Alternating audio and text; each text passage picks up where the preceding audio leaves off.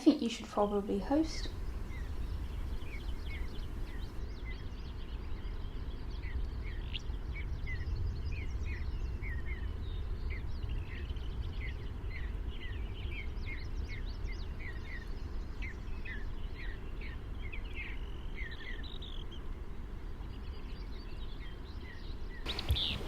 I kind of secretly think I should leave her in control, in charge. If you're new here, this is little Audrey, or Audrey. She is the in-house kitten, and not often a troublemaker, but is quite enjoying being up there, so I won't remove her. Welcome to Heather and Hops. My name is Kat and I'm a knitter based in Hertfordshire in the United Kingdom. It's lovely to welcome you here today. It's snowing or flurrying outside. It's not really settling very much, which is strange because it doesn't seem to be melting into like sleet and slush on the earth. But anyway, I hope this finds you very well. I hope you have a warm beverage or a beverage of choice and you're knitting or making, whatever that might be. I have a nettle and peppermint on a little bit of a reflection on how many coffees I've been having lately. I think it's time to ease back into mixing it up like I usually do. That's not to say caffeine's bad, but I know that for me personally it is nice to make sure I'm mixing up my drinks. I felt a bit dehydrated and I know that that can play a part, so I'm enjoying this, and I hope you enjoy something too. I have a couple of finished objects to share with you today. I have one whip and a few other bits that hopefully I'll get around to sharing with you.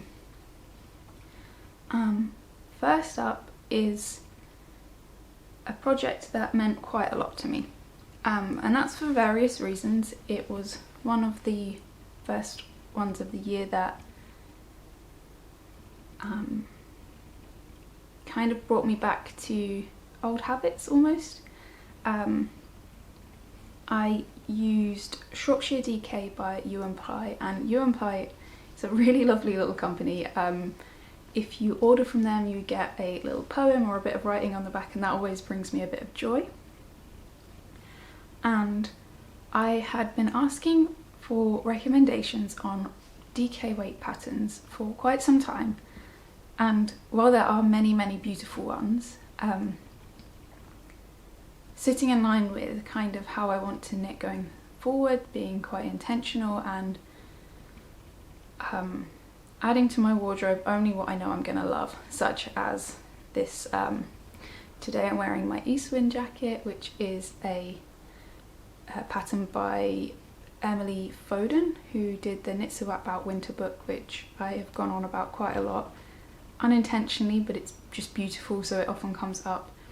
And this was in my beloved Jacob DK by West Yorkshire Spinners, and my hat is an improvised one in Let Lopi, and these two are staples of mine at the moment. This is great indoor outdoors, and this just goes with everything.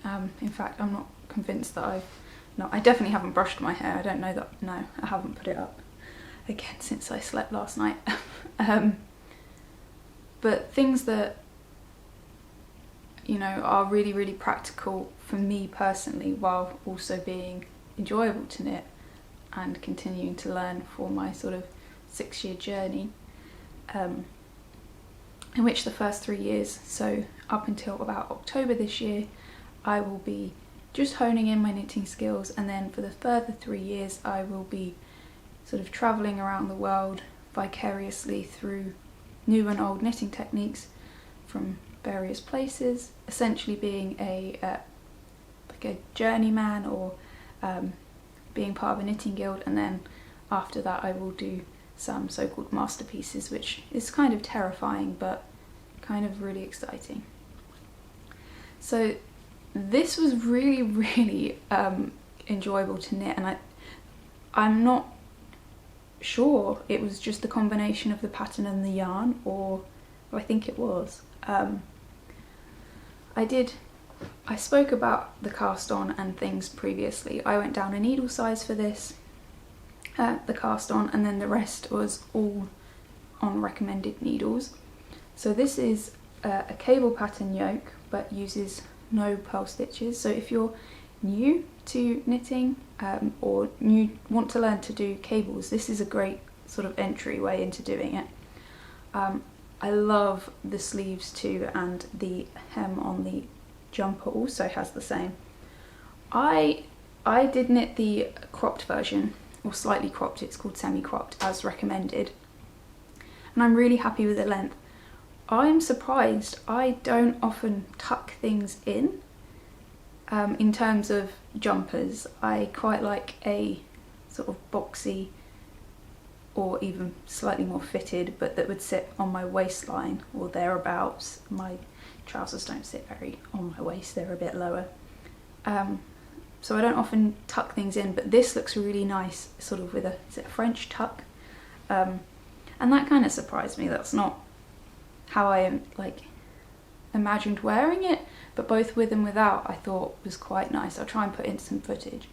And I can also imagine myself wearing this with like a sort of just below the knee length. I've got a linen skirt and a sort of cottony denim skirt, actually with a belt over the waist and of the jumper. I think that would be really nice too. But the colourway is Middle Earth and I'm really happy with it. It's like a greige and molting everywhere.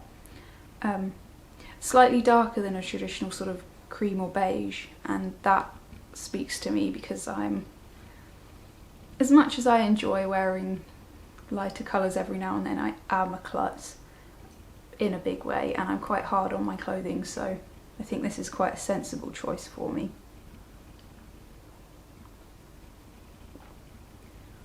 But the way LB hand knits writes patterns is lovely. Like I said, I might, if I ever do this again, which I would be most glad to be honest, I would very happily knit this again, both in the same yarn if I ever had to. I would just put a stitch marker when I finished the top of the neck, and that's only on me, just so that I can measure with a lot more ease the depth that the yoke needs to be, because I might have added an extra repeat or two of the braids, which I'm not upset about at all, and it's not going to play on my mind, but that's just for future self, that's something I might do. Yeah, overall I am so grateful to lovely Amanda, A, for gifting me the pattern, and B, bringing LB to the front of my mind, because I do actually have another finished object that is by, I think her name's Albion. I'm gonna have to check, but LB Hand Knits has stuck with me and I keep reading it. And that is a pair. I guess it feels like I've got a lot to talk about, and that's mostly because I recorded with Alex last week and we mostly spoke about what he's been working on. But I do have a pair of Garthenor Snowdonia socks. I haven't blocked them, and I don't think they need blocking, but I'm quite interested to see if the yarn changes at all with washing.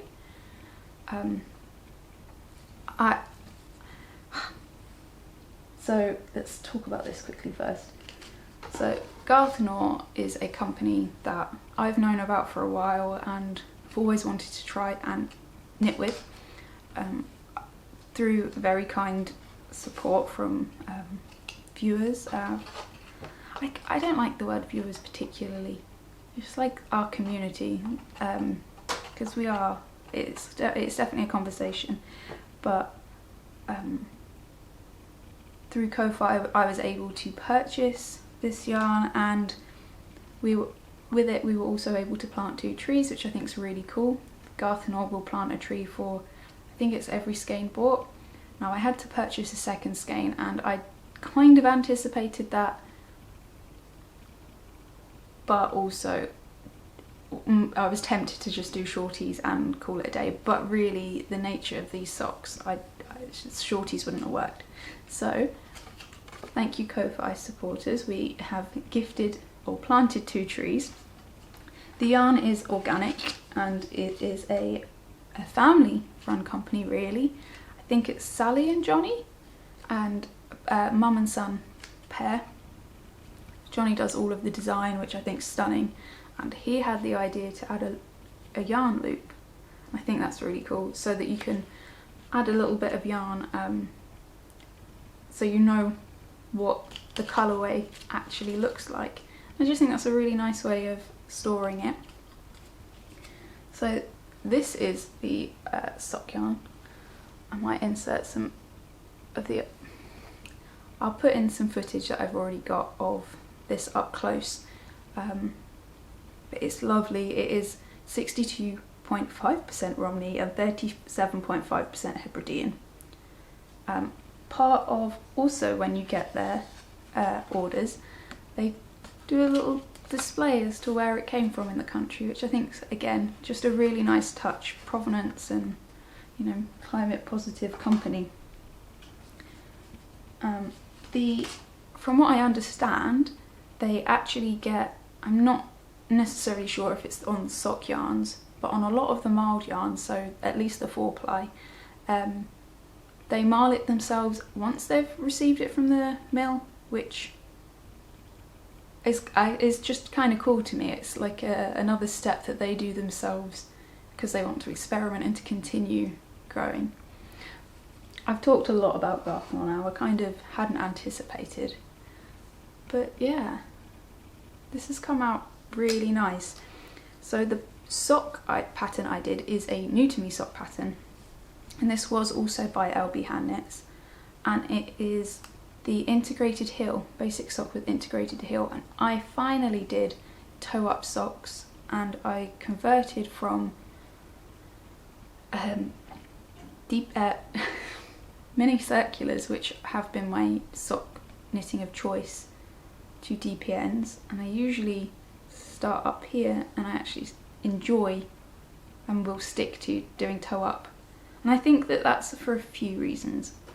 One, I quite like when you're excited about starting a project, you do usually have a bit more brain space, so whilst a very simple wedge toe is not difficult, on DPNs it requires a little bit more attention. And then when you get all the way up past the heel, you can knit until you've run out of yarn, or, you know, be mindful of how long, and I just think that that for me is a bit more practical and a bit more of an intentional way of knitting. So yeah, I really enjoyed the integrated heel. From memory, I haven't done a heel flap and gusset in a long time now. Not that I've been knitting a long time, but probably a year and a half. And this did seem simpler. I've never done a toe up heel flap and gusset, and I'm going to try that next because I think it was picking up stitches on the cuff down method that I didn't enjoy, and that might have been to do with being a very new knitter at the time, but I've got a feeling that the heel flap and gusset, even though I've enjoyed doing a fish lips kiss, might fit better because this fits really nicely. But I want to get a little bit more familiar with this and maybe try doing some stitch patterns on this to make it a little bit stronger, and maybe a slip stitch, or see if I can do an eye of partridge on this now I've got more of an understanding of how it works. But yeah, I did go down a needle size. I did these a lot tighter than I normally would knit socks. I'm really happy with the outcome. They feel good on my feet and I cannot wait. I'm going to go and give them a little bath straight after this, just because I think it might change a little bit once I've washed it, and I'm quite excited. And yeah, so tomorrow they're going to get a test run. What I'm going to try and do is with all of my no nylon socks, I would like to just a simple tally, and it will be like a half day or a full day, and I will try and keep tabs of how much roughly I'm wearing them, and that's hopefully to show not only which one lasts the most, but also which ones I've gravitated more towards, because I think that will be interesting too, and hopefully then I'll be able to reflect, is it because the heel fits better, is it because it feels nicer on my feet, is it because I actually prefer longer socks than short socks? I think that will be one more step in the right direction for doing the no nylon knitting, like many have done, and I think it's really interesting for me personally to watch, and I've been watching a few recommended videos, so thank you. If you've got any more, I'm always happy to hear. I really am. Yeah, so I'm quite excited about my no nylon sock journey and where it's going at the moment. And I do have one more finished object, but since we're on sort of a little bit of sockland, a new to me yarn dyer called Bluebell Yarns. The dyer is called Becca or Rebecca, and she is on Instagram as Bluebell Yarns, and her website is bluebellyarns.co.uk. I think she uses acid dye, which is fine. I recently have been doing a bit more delving, and while I actually really love the colours of natural dyeing, acid uses a bit less water. And I know that there's dyers out there that are very clever with their water usage, and I support anyone that is dyeing their yarn by hand, but she sticks to non-superwash, and I think that's wonderful. And there, I've got it in here, and this is, ooh, what are you from memory? Here we go.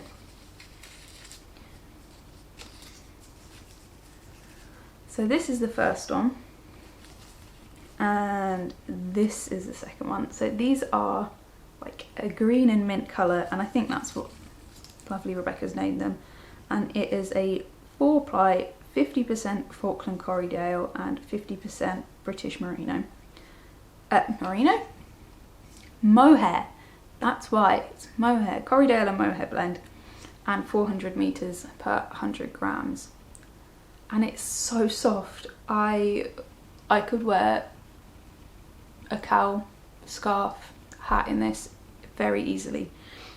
But what I also appreciated, and a factor in purchasing this, and again, thank you so much Ko-Fi supporters, each coffee has helped go towards this. This is what I'm doing with that very kind funds. Rebecca was selling, and I think she still has some, in not full skeins, so I thought it would be really nice to play with the colours, and since I've learnt to do toe up, I can use every last scrap. I have put this on mini circulars, and this is for no other reason than I was knitting while reading, which has been an absolute blessing.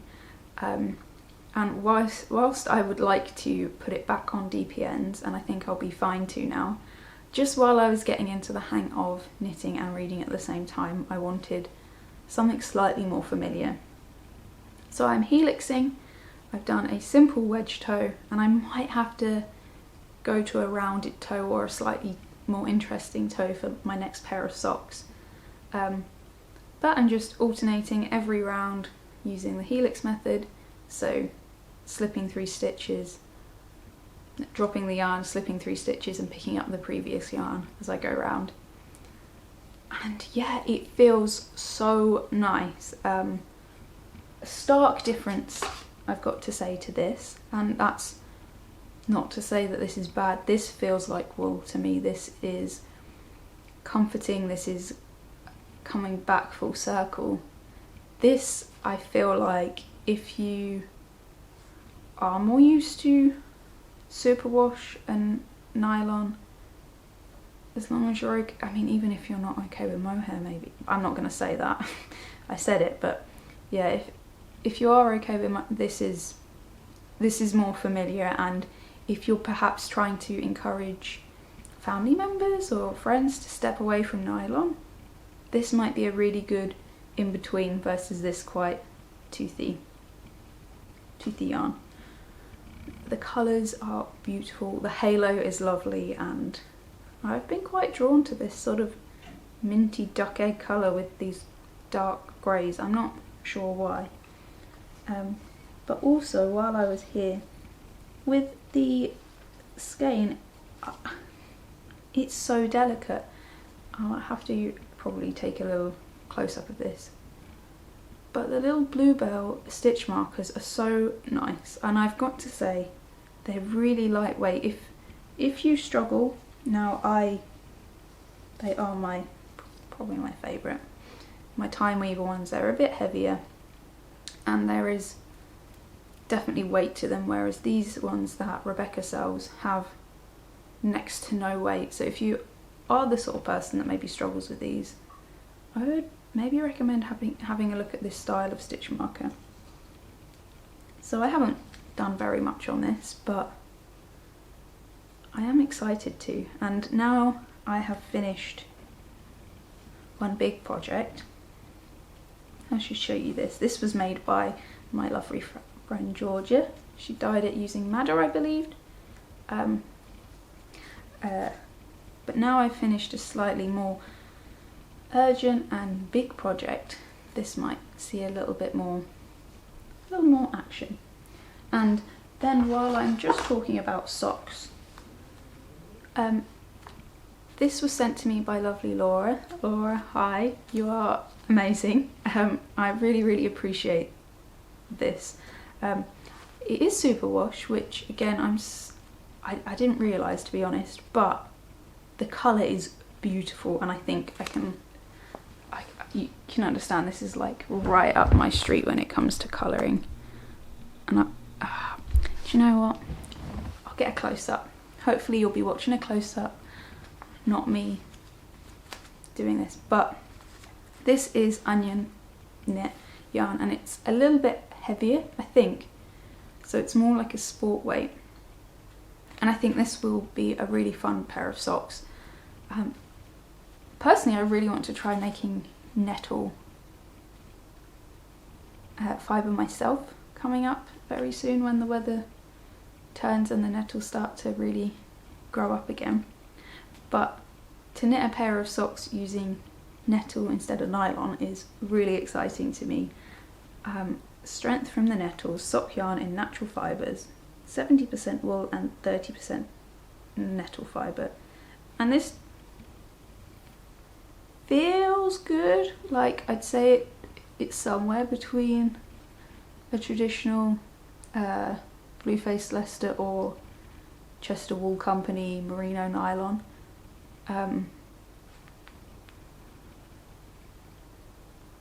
And maybe West Yorkshire Spinners sock yarn. It's somewhere in the middle. It's not quite as super washy feeling as Blue-Faced Leicester or Chester Wool. A Blue-Faced Leicester, blue-faced yarn. That's the one. Sorry. I always think, oh yeah, I'll be more like myself, and then just and it's weird. It's lovely for you to be here with me. But yeah, I'm really excited. I'm not sure if I will just try and knit this at a smaller needle size and see if I can get a nice dense thick sock. I might use Emily Foden's My Favourite Socks from her Knits About Winter book for this. I think that might be fun to try a different pattern. I would really like to do some ribbed socks. I've not been putting it off, but I always think, oh yeah, this is the time, and then end up forgetting. But yeah, this feels very special to me, if not just because Laura's probably done this to this too. Anyway, And yeah, so my final thing that I wanted to share, I can't believe that I've already finished it, but I'm so pleased that I have, because it means that there's, well, I only photographed it this morning. Oh, can I hit pause?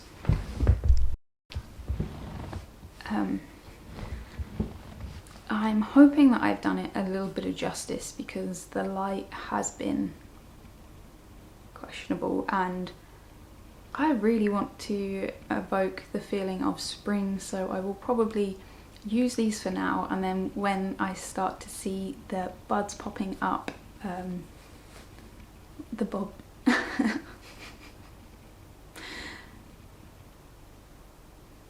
when I start to see the bulbs popping up and things like that, I might go out and take some more seasonally appropriate photos. But since time is travelling so quickly and we really hope to get, very kindly some of you have already said that you'd be interested and you're international, so postage might take a bit longer, though I got a really lovely gift that I will share with you very soon, that arrived in like 3 days from Colorado.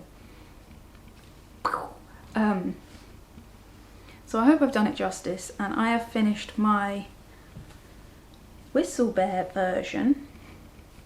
Is that, oh, that's the wrong side, but that's fine because I've designed it in a way that it can be both sides. So I've finished my Spring Intentions wrap, which was just sort of as I go name. It wasn't necessarily going to be the final name, but I think Spring Intentions works for this. And when I saw the colours, I was a little bit like, not unhappy, that's the wrong phrase, but I was a bit concerned that actually it wouldn't go with my wardrobe. And as if you're new here, or you might not know, I've been really trying to work towards being more sensible. I've actually packed a lot of knitwear that I've hand knitted away to be gifted or sold. I gifted a big cardigan yesterday, or Alex did. He had to do a birthday drop, so he posted something through someone's door and I gifted a cardigan then, which felt really nice, giving it a new lease of life. And actually the yarn itself gave me very negative feelings, and it felt really good to give that to someone that is going to enjoy it and wear it. So I've been working towards doing that now, especially since I've got a much better understanding of what I love to knit, what I love to wear, and how I like to wear things. And I'm aware of holes in my wardrobe now, which is just quite nice that eventually I'll get to fill. But all that to say, actually, though I was like, oh, the colours are really good for me, the way that the palette is quite tonally works together. I did pick a fairly random amount of colours like this, and I love these together, but then these together, like, and it goes, and the way I've tried to do a few different, I started to make such a mess upstairs that I did have to stop, if I'm truthful.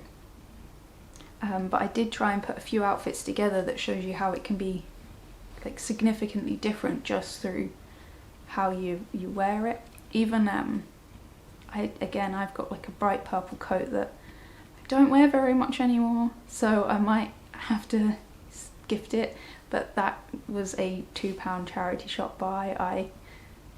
I loved it at the time. I was having a very purple phase, which if you've been here a while, I was very purple. And it looks quite cool with that, but actually I put it on with my wax jacket yesterday and that looked kind of cool.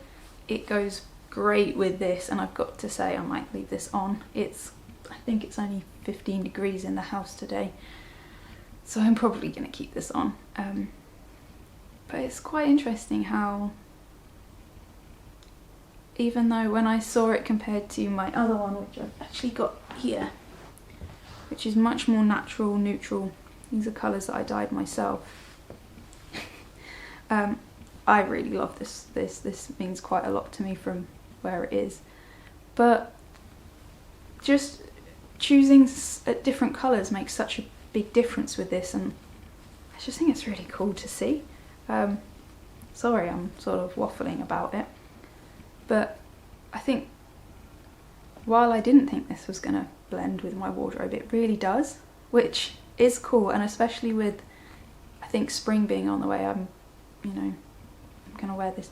I'm torn because I wanted to keep this, and I don't know that I should have two, so I might have to gift one, probably that one, to someone special. Ooh, I don't know. Yes, so the premise of this is that we will release it as a knit along type thing.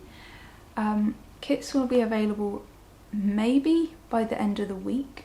I need to just clarify. I've got all the pictures done now, so hopefully it should be ready to go. I will try and do a post on here and Instagram and all those usual places if I can do it.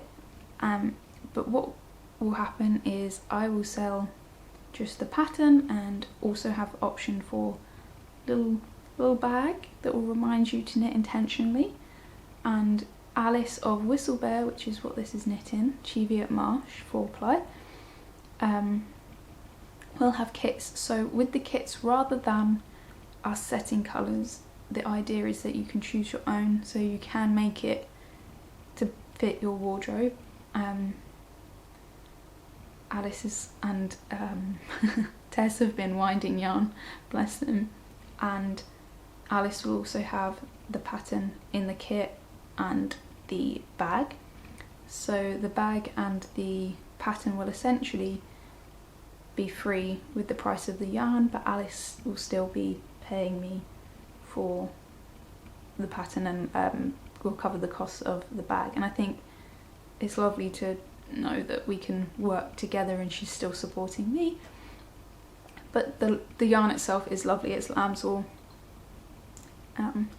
Cheviot Marsh and Romney, I believe. I'm not doing a very good job. It just makes me, if you, last episode, I'm a little bit awkward when it comes to selling and things, and it's not that I'm trying to sell this, but I wanted to explain. Each week from the spring equinox we will release part of the pattern, and it will also come with some writing, some words, maybe some links to a couple of videos, some guided meditations and things to hopefully inspire a little bit more intention, or whatever it is you choose for your thing to be. If that makes sense. I don't want to share too much, and you know, it's quite exciting. We should be able to build a community through it, similar to the Discord group that I already have, which is fantastic, but it will be a little bit more focused on practices and things like that. Yeah, I am sorry I'm so waffly. That's just part of the power of the cause, part of the... I'm still not very good with words. I'm a little bit strange today. I think the weather and being indoors for so long is starting to get to me a little bit. I hope that you are coping okay. The knitting group on Discord is a great place to be if you need friends and nice people to talk to. I'm going to do my best to get on tonight. Tonight is Monday, but we do also meet on a Wednesday and a Friday, and whenever you randomly want to pop up and chat, which is really cool, because I could do with some knitting love today. Yeah, I think I'm also a little bit, because I did knit this and that was my focus, and it was bringing me a lot of joy as I was doing it. And when I finished it, I realised that we have a housemate move in with us, which during the time that we are living in, it doesn't make me feel happy. But necessary. And I think this was really helping me moving meditate and keep in check. And when I finished it, there was a sense of panic, because it all kind of hit. But I sat with it for a while, and so far it's been fine. Thank you so much for your kind words lately. It's been really nice reading and responding and chatting away in comments.